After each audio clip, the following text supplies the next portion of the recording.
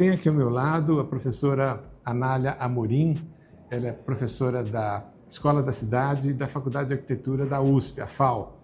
E ela deu uma palestra hoje aqui no quarto workshop sobre desastres geológicos e geotécnicos e apresentando um pouco a visão da arquitetura e do urbanismo em relação à temática que está sendo discutida aqui.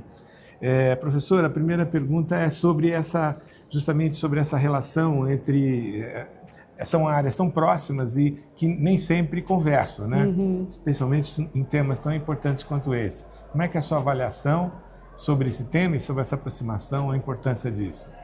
Então, eu acho que a aproximação das soluções é do tamanho do problema. A gente está diante de um grande problema. Uhum. Então, todas as áreas têm que se unir, né, na sua ancestralidade, no seu conhecimento, na sua proposição. É o que Krenak fala, e a gente conversou hoje, né, do passado remoto, se vindo ao futuro remoto, para que a gente saia dessa constatação de que corremos o risco de alterar muitíssimo a condição de conforto para as espécies no planeta.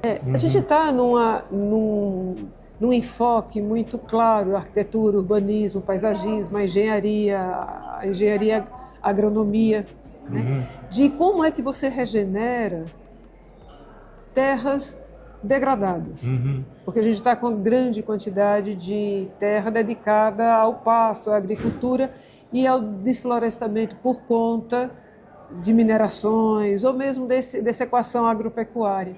E aí hoje o enfoque era o quanto dessa água vai para o oceano e que deveria estar no subsolo.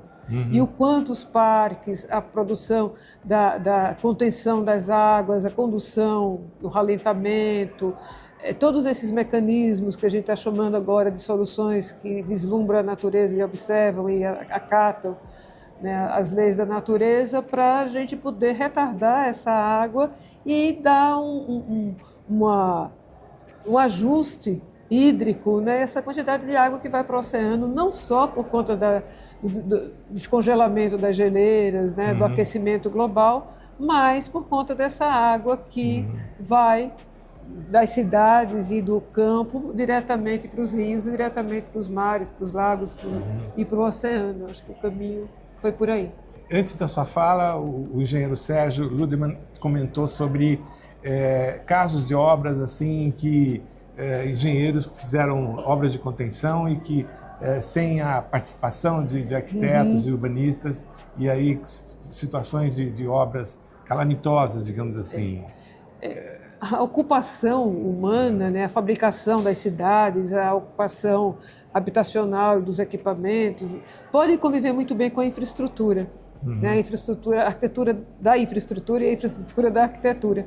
Então, quanto mais a gente juntar, a gente já se afasta daquela escala onde o estar humano ficou apartada. As grandes represas, grandes contenções. Você não tem a participação do estar tranquilo e satisfatório do ser humano com seus filhos, né, com seus descendentes, com suas constituições, suas comunidades. Então, como é que a gente volta a ter, ou passa a ter, dentro dessas obras, dessas providências, uma escala que conviva melhor com o habitat, a permanência do ser humano na sociedade e no convívio. Pensando hoje e comparado com 30, 40 anos atrás, a arquitetura e a engenharia estão mais próximas ou mais distantes? Eu acho que hoje o convite é que se aproxime mais uma vez. Porque eu acho que uma boa arquitetura sempre conversou com uma boa engenharia. Né?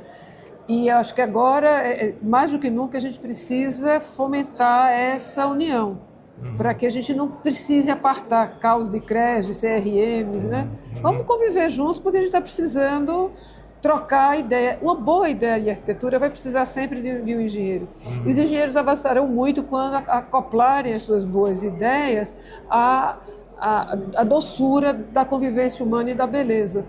Então, somos muito afins para nos separarmos, né? E os gestores públicos, tanto no nível municipal, estadual, federal, eles estão um pouco mais distantes dessa... Isso sim, eles estão bem mais distantes.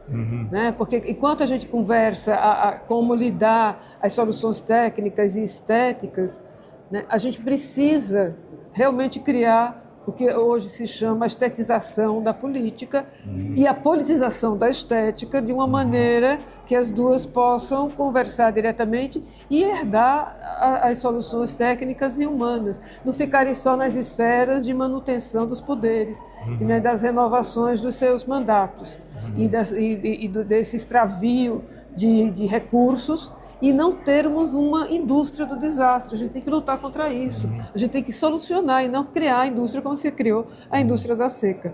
E que onde se falou tanto, a gente não pode ter a indústria do desastre. Né?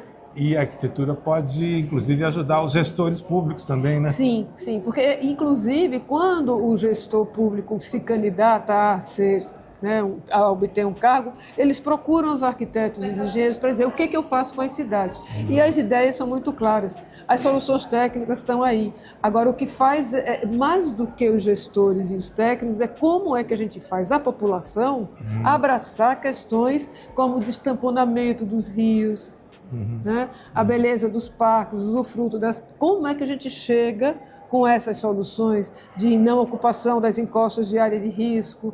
Então, é um esforço coletivo de monta de união.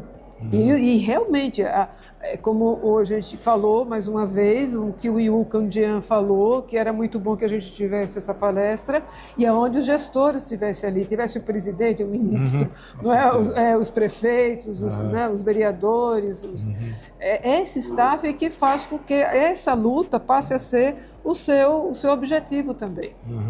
E, por fim, a sua avaliação sobre esse evento, sobre esse workshop? Então, é a segunda vez que eu participo, a primeira vez para assistir. Já o manual tinha sido lançado, né, o manual de dispositivos e de mitigação de risco diante das mudanças climáticas, e eu estava começando a conhecer mais de perto as ações de defesa civil, porque eu fico muito próxima à geologia, à engenharia da geologia, à engenharia ambiental, por um convívio familiar. E agora estou cada vez mais próxima do olho, do olho da visão ampliada, digamos assim. Eventos, esses workshops é que fazem a gente entender o quão é importante a troca. Né? E é vir e assistir, não é vir na palestra e ir embora. Porque é aí que as coisas começam a fazer pertinência. Essa coisa de sair da semântica que lhe rege como profissional. Os outros termos começam a fazer sentido e a gente não perde as palavras, né? Não se perde, porque às vezes a gente fica usando muito e as palavras vão perdendo a força da gênese. Né? Com certeza. Muito obrigado. Eu que lhe agradeço muitíssimo também. Que bom.